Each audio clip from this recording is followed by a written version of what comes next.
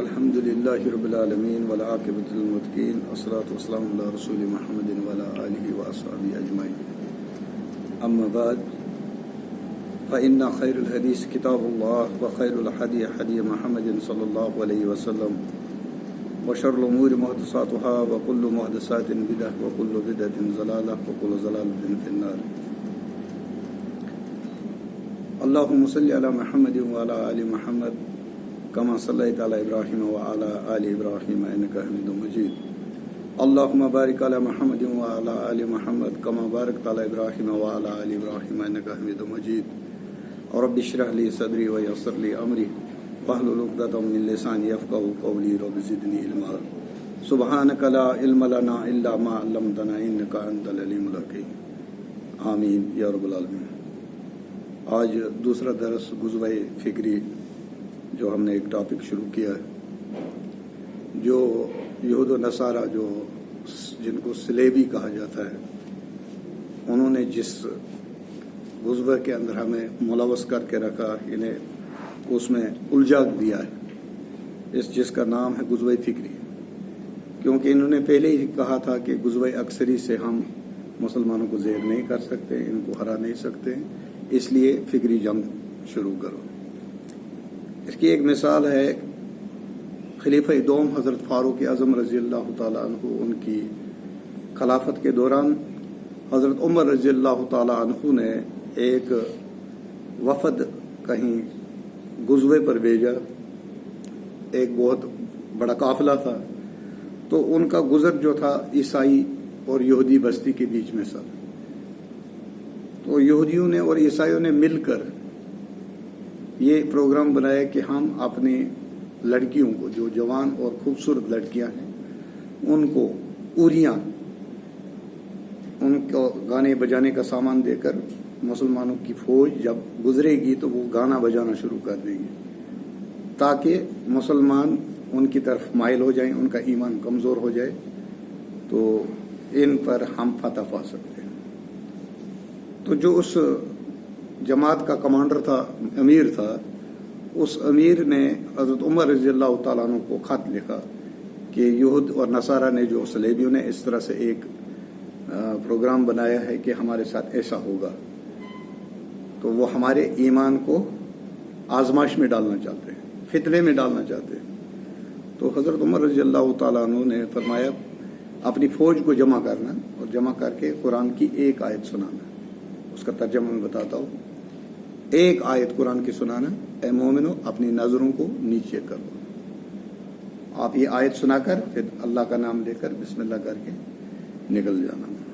تو اس کمانڈر نے کیا کیا، فوج کو جمع کیا. فوج کو جمع کرنے کے بعد تھوڑی سی تقریر کی، سمجھایا. اس کے بعد قرآن کی یہ آیت سنائی، اے مومنو اپنی نظروں کو جھکا لو، اپنی نظریں نیچے کر لو. تو جیسے یہ فوج اس بستی کے درمیان پہنچی تو وہ عورتیں ناچنا شروع ہو گئی، ان کا ڈانس شروع ہو گیا. ان کو کپڑے بھی خاص لگے ہوئے نہیں تھے، بالکل عریاں تھی وہ. تو فوج نے اپنی نظریں جھکا لی. تو وہ بجا رہی ہیں، گا رہی ہیں، لیکن پھر جب یہ اس بستی سے نکل گئی، بستی سے نکلنے کے بعد یہ پیچھے سے آوازیں لگا رہی ہیں، او جانے والوں، آپ گونگے ہو، آپ بہرے ہو، آپ سنتے نہیں، آپ کی آنکھوں میں روشنی نہیں ہے، ہماری طرف دیکھتے بھی نہیں ہو. تو ان میں سے ایک آدمی نے کہا کہ ہمارے قرآن نے، ہمارے محمد صلی اللہ علیہ وسلم سے جو کتاب نازل ہوئی ہے اس میں یہ لکھا ہے، بتایا گیا ہے کہ غیر عورت کی طرف مت دیکھو، اپنی نظریں نیچے جھکا دو. تو ان عورتوں نے پھر آواز لگائی، اے جانے والوں ہمیں بھی ساتھ لے جاؤ، ہمیں بھی ساتھ لے جاؤ، ہم بھی ایمان لانا چاہتے ہیں. تو یہ جو ہے نا غزوہ فکری کے بہت سے حربے ہیں، ہتھ کنڈے ہیں.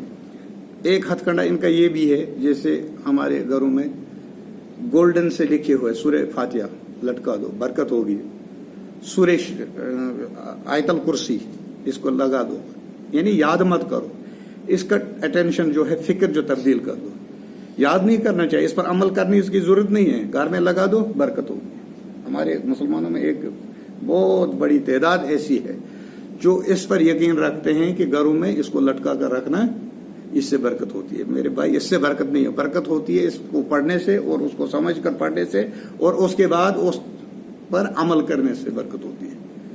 تو ان کا سب سے بڑا ہتھیار جو ہے سلیبیوں کا یہود و نصارہ کا سب سے بڑا ہتھیار جو ہے وہ اپنی عورتوں تک اپنی بیٹیوں تک استعمال کرتے ہیں اس میں تاکہ مسلمانوں کے ان کو بھی یقین ہے کہ مسلمان جو ہے مومن جو ہے اس کے پاس ایمان کی بہت بڑی دولت ہے اور مومن آسانی سے اپنے ایمان سے ہاتھ نہیں دھوتا. مطلب وہ ہماری دام و فریب میں نہیں آ سکتا جب تک نہ ہم قربے کر کے اس کو، کیونکہ یہ جو عورت کی طرف مرد کا مائل ہونا یہ فطری چیز ہے. یہ اللہ تعالیٰ نے فطرت میں رکھا ہے. اور اس میں یہ بات بھی ہے کہ حضرت آدم علیہ الصلوۃ والسلام کی پسلی سے اس کو نکالا گیا. تو مرد کو عورت کی طرف مائل ہونا یا عورت کو مرد کی طرف مائل ہونا یہ فطری ہے، یہ انسان کی فطرت میں ہے. لیکن اس مائل ہونے کے لیے اللہ رب العالمین نے علاج بتایا. نکاح کر لو اور اپنے ایمان کو محفوظ کر لو. تو آج ہم دوسرا درس اس کا پڑھیں گے اور اس جو حکمران طبقہ جو ہے نا اس ویسٹرن کلچر سے یہ بڑا اس سے مرعوب ہے اور انہوں نے کچھ سفارشات کی تھی. یہ پاکستان میں یہ بات ہوئی ہے. یہ کتاب لکھنے والا بھی پاکستان کا. یہ 2-3 کتابوں سے میں نے اس کو جمع کیا ہے اور قریباً 15 دن لگے ہیں مجھے اس کو جمع کرنے میں. ایک ہے مولانا مودودی علیہ رحمہ کی کتاب ہے پردہ اور دوسری کتاب جو ہے نکاح وہ لکھی ہے محمد اقبال کیلانی حفظ اللہ نے. اور ایک کتاب ہے جو مودودی صاحب نے لکھی ہے سیرت سرور عالم صلی اللہ علیہ وسلم جو 2 جلدوں میں. ان بہت ساری کتابیں ہیں اور اس کے علاوہ بھی جن کا مجھے اس وقت نام بھی یاد نہیں ہے. تو اس میں سے جمع کر کے میں نے چھوٹا سا یعنی کہ اگر مغربی تہذیب کی بے حیائی کا 100% لے لیں 100% میں سے 1% میں آپ کو بتاؤں گا اس میں 99% چھوڑ کر 1% مطلب اس میں سے 100 روپے میں سے 1 روپیہ میں بتاؤں گا. 99 روپے اس کو بڑا ٹائم لگے گا بولنے میں. اتنی بے حیائی اتنی فحاشی اتنا وہ معاشرہ گر چکا ہے اور بگڑ چکا ہے جو معاشرہ وہ ہمیں بھی اسی طرح بگاڑنا چاہتے ہیں کیونکہ ان کو پتا ہے مسلمان جو ہے یہ حیادار قوم ہے. اور سب سے بڑی بات ہے مسلمان اپنی کتاب کے ساتھ جب تک منسلک رہے گا اپنے کتاب کے ساتھ اپنے نبی کریم صلی اللہ علیہ وسلم کے ساتھ جب تک یہ جڑا رہے گا اس کے ساتھ منسلک رہے گا جتنا یہ مضبوط ہوگا اتنا یہ ہمارے دام و فریب میں نہیں آئے گا. تو اس کو سب سے اس کو بگاڑنے کا جو ہے ذریعہ بنایا ہے یہ سوشل میڈیا میں. اس وقت آپ اس میں ایسی ایپیں بھی ہیں ہمیں نام لینے کی ضرورت نہیں ہے کہ ایسی ایپیں ہیں جن میں فحاشی دکھائی جاتی ہے. اور اگر دوسری چینل کوئی چلاؤ گے اس میں ہو سکتا ہے اس میں پیمنٹ بھی پڑتی ہوگی لیکن یہ فری آف کاسٹ اس کی کوئی فیس نہیں مفت میں یہ بانٹ رہے ہیں. کیوں؟ تاکہ یہ قوم جو ہے یہ حیادار قوم ہے اپنی حیا کو چھوڑ کر بے حیائی میں اگر ملوث ہوگی تو پھر یہ ہمارے غلام بن جائیں گے. تو پہلی چیز بیوی انہوں نے ایک سفارش پیش کی تھی اس میں لکھا تھا کہ بیوی کی مرضی کے بغیر ازواجی تعلق قائم کرنے کو جرم قرار دیا جائے اور اس کی سزا کیا ہونی چاہیے عمر کی. اگر بیوی اپنے نکاح میں جس کے ساتھ نکاح ہوا ہے اپنی بیوی کے ساتھ اس کی مرضی کے بغیر اگر یعنی بیوی کی مرضی نہ ہو مرد اس کے ساتھ ازواجی تعلق قائم کرنا چاہے لیکن بیوی کی مرضی نہ ہو تو اس صورت میں اس کو سزا قرار دیا جائے اور جرم قرار دیا جائے. اور اس کے لیے جو سزا تجویز کی گئی اس سفارش میں یہ لکھا تھا کہ اس کو عمر قید ہونی چاہیے. یہ اس تجویز میں پیش کیا تھا. اور لندن کی ایک عورت نے مقدمہ درج کرایا اور جج کے پاس اس نے فیصلہ لے گئی وہ اپنا مقدمہ لے گئی اور اس سے کہا کہ میرے گھر والے نے میرے ساتھ ازواجی تعلق جو ہے زبردستی کیا میری مرضی نہیں تھی. تو جو جج جو تھا وہ برطانوی تھا اس نے اس مرد کو 1 مہینے کی سزا سنائی اور اس کو 1 مہینے جیل رہنا پڑا اپنی بیوی کے ساتھ. تو ہمیں اسلام نے کیا سکھایا؟ نبی کریم صلی اللہ علیہ وسلم نے فرمایا کہ جو خاتون اگر اس کا گھر والا اس کو اپنے بستر پر بلائے اور وہ نہ آئے تو جب تک وہ گھر والا اس کو ناراض ہے تب تک اس پر اللہ کے فرشتے لعنت کرتے رہتے ہیں اس عورت پر. जो अपने खामद के बुलाने पर वो न आए। लेकिन यहाँ क्या कहा जा रहा है, अगर उसकी मर्जी के बगैर उसको बुला लिया, उसके साथ अज़वाजी ताल्लुक कायम कर लिया, उसको उम्र कैद दी जाए और उसको जुर्म करार दिया जाए, यानी उसको क्रिमिनल माना जाए, उल्टा। तो और दूसरा पॉइंट इसमें यह था कि 120 दिन का हमल साकित कराने के लिए, यानी गिराने के लिए, हमल को गिराने के लिए औरत को हक दिया जाए, यानी ये जुर्म नहीं होना चाहिए। 120 इसको कानूनी तहफ़्फ़ुज़ भी दिया जाए, ये उस सिफारिश में लिखा हुआ था। ये उस सिफारिश में ये पिटीशन कहाँ पर पेश हुई थी, ये पाकिस्तान में पेश हुई थी। जज के पास ले गए, बोला कि इस पर 120 दिन का हमल क्या होता है, यानी 4 महीने, 120 दिन 4 महीने बनते हैं। 120 दिन के बाद अल्लाह रब्बुल आलमीन इस बच्चे में रूह फूंक देता है, यानी इसमें रूह फूंकी जाती है। 4 महीने से पहले नहीं, 4 महीने के बाद। 4 महीने जब 120 दिन का जब हो जाता है, रूह फूंकी जाती है। और अगर ये औरत, इसके रहम में बच्चा है, 120 दिन का हो गया और ये चाहती है कि मैं इसको गिरा दूं, मैं इसको साकित कर दूं, तो इसको कानूनी तहफ़्फ़ुज़ होना चाहिए और ये इसका अपना कानूनी हक होना चाहिए, यानी इसमें मर्द इंटरफेयर न करे, न इसके घर वाले कोई इंटरफेयर न करे। हालांकि ये क्राइम है, ये क्राइम है, गुनाह है, 1 दिन का भी अमल नहीं है, 120 दिन का। लेकिन आप देखिए, जब मोहम्मद रसूलुल्लाह सल्लल्लाहु अलैहि वसल्लम मबूस हुए, उस वक्त बेटियों को जिंदा दफन करते थे, और आज भी ऐसा हो रहा है। ये बात नहीं है कि वो जहलियत का दौर, आज इस मॉडर्न दौर में, इल्म के दौर में आज भी हो रहा है। जांच करवाई जाती है, अगर बीवी के रहम में बेटी हो तो उसको दवाइयों के जरिए से या अबॉर्शन के जरिए से अंदर से, तो उस माशरे और इस माशरे में कोई खास फर्क नहीं है। वो पैदा होने के बाद उसको दफनाते थे, ये अंदर ही इसको माँ के रहम में ही दफना देते हैं। तो गोया कि आज उससे भी ज्यादा क्राइम हो रहा है। तो तीसरा नुक्ता जो था, शोहर की मर्जी के बगैर, यानी शोहर की मर्जी के बगैर एक औरत अपने आप को नसबंदी करा सकती है, ये इसको कानूनी तहफ़्फ़ुज़ मिलना चाहिए। ये उस पिटीशन में लिखा था, जो उन्होंने सिफारिश, कोर्ट में जो सिफारिश लेकर गए थे कि ये चीजें हमें, ये हक हमें मिलना चाहिए।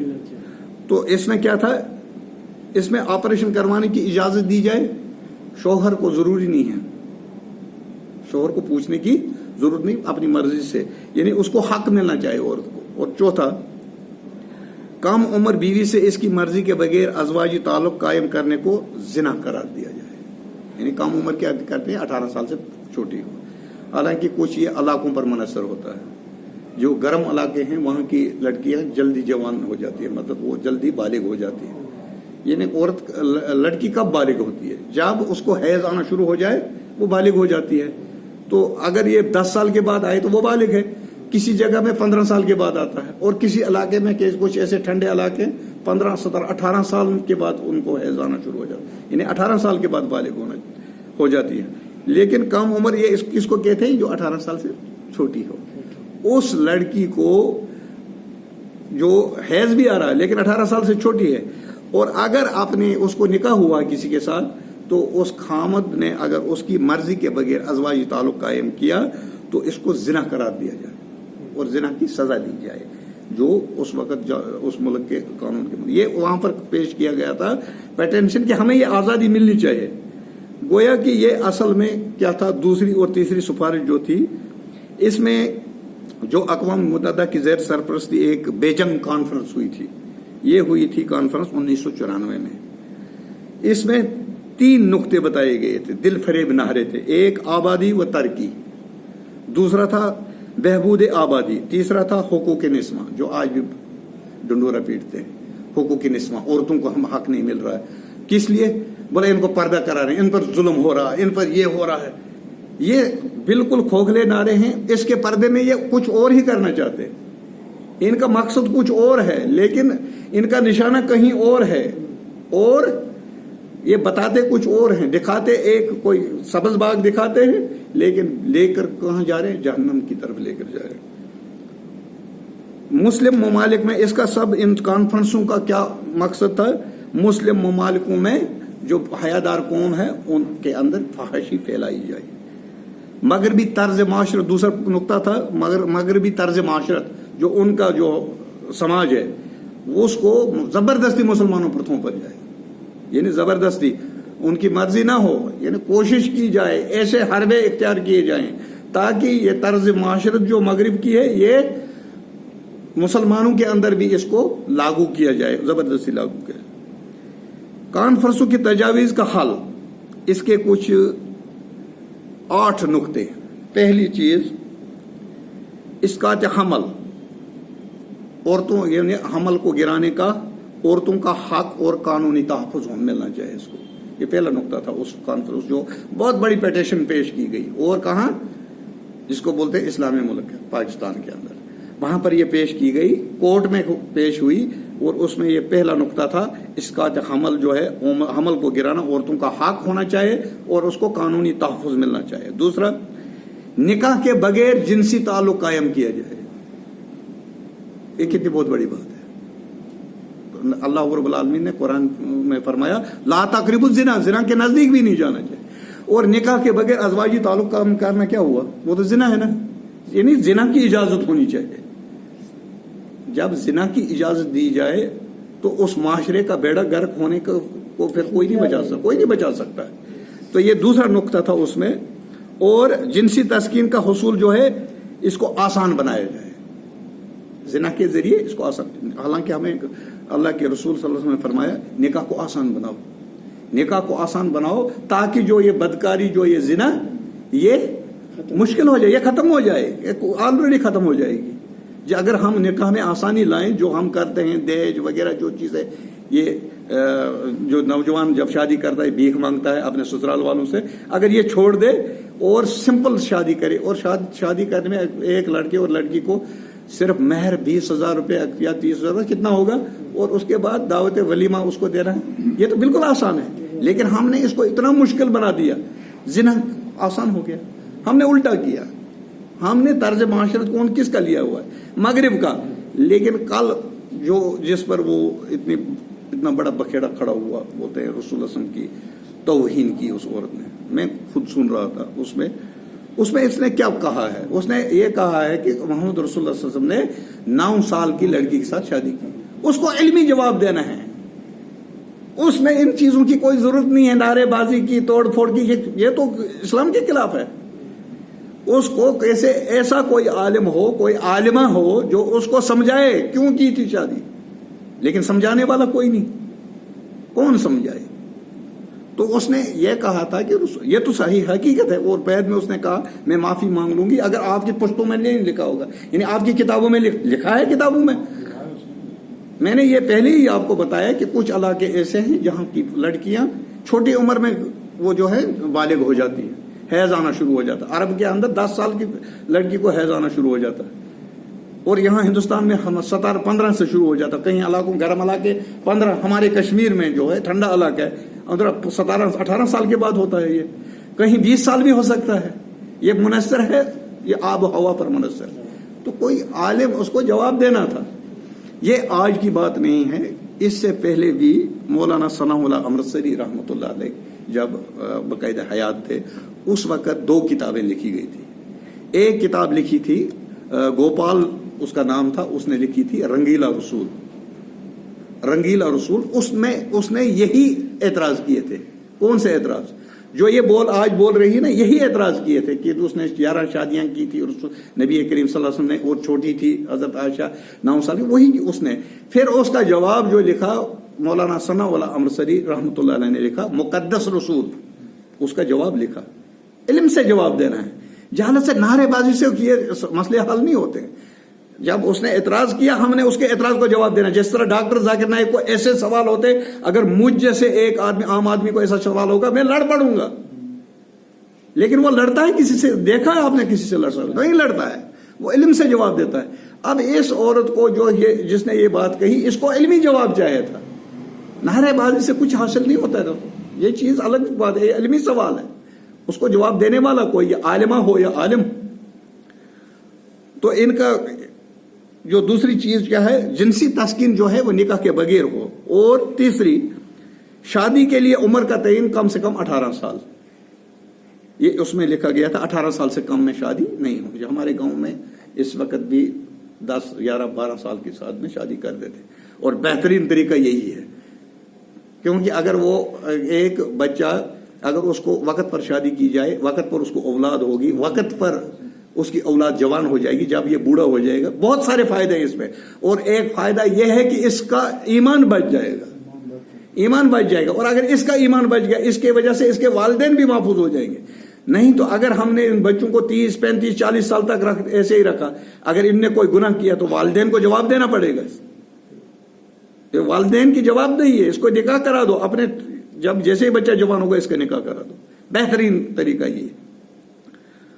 तो उसके बाद 18 साल से पहले शादी करने के लिए उसको जो करेगा उसको सजा होनी चाहिए। ये उसका चौथा नुक्ता था। और 5वां नुक्ता, हम जिनस परस्ती की इजाजत दी जाए। हम जिनस परस्ती क्या है कि औरत के साथ बदकारी करे और मर्द के साथ बदकारी, और ये कानूनी तहफ़्फ़ुज़ है। मगरिब में ये कानूनी तहफ़्फ़ुज़ है, और इसमें हर एक करीबन 70% लोग मगरिब में मुलव्वस हैं इसमें, सिर्फ मुसलमानों के बगैर। वहां पर सारी ईसाइयत, वो लड़का लड़के के साथ शादी करता और लड़की के साथ शादी करती है। और उसके बाद 6, मानाए हमल अद्वियात की तदबीर आम की जाए। मानाए हमल यानी हमल गिराने के लिए, जो हमल को ठहरने ना दे उसके लिए दवाई इस्तेमाल करने की उसकी ट्रेनिंग दी जाए, उसकी एडवर्टाइजमेंट कर इश्तिहार दिए जाएं। ये उस पेटिशन में लिखा था जो पेश की गई। और 7वां, स्कूलों, कॉलेजों, यूनिवर्सिटियों में मखलूत तालीम की आम की जाए, यानी कट्ठे लड़के और लड़कियां कट्ठे। जिस तरह से यहाँ पर जनाना कॉलेज अलग है, मर्दों के लिए अलग, लड़कों के लिए अलग कॉलेज है, तो वहां पर नहीं बोला नहीं इनको कट्ठे रखो, ताकि फितना, जब आग और पेट्रोल कट्ठे रहेंगे तो क्या होगा, उसका नतीजा होगा आग लग जाएगी। तो उसके बाद 8वां, प्राइमरी स्कूल किसको बोलते हैं, जो 5वीं तक हो, प्राइमरी स्कूल में जिनसी तालीम दी जाए, यानी सेक्स उनको सिखाया जाए कैसे किया जाए। मियाँ बीवी जो 18 साल के बाद जब शादी होती है लड़के और लड़की की, जो उसके बाद वो अज़वाजी ताल्लुक कायम करते हैं, वो उसको 5वीं, 4थी में सिखाया जाए। और जब उसको 4थी में ही ये तालीम दी जाएगी तो उसका तो बेड़ा गर्क हो जाएगा, वो पढ़ाई कहाँ करेगा, उसकी तरफ ध्यान ही नहीं देगा। और जब वो फाहिशी के अंदर मुलव्वस हो गया तो उसके बाद उसको इस्लाम की तरफ, अपने दीन की तरफ, अपने अल्लाह को पहचानने में वो तो इतना मुमकिन है। तो उसके बाद ये 8 नुक्ते थे। ऐसी ही कॉन्फ्रेंस ने जो मैकस को 1980, कोपनहेगन में 1985 में हुई, बेजिंग कॉन्फ्रेंस, काहिरा मिस्र में भी एक कॉन्फ्रेंस हुई।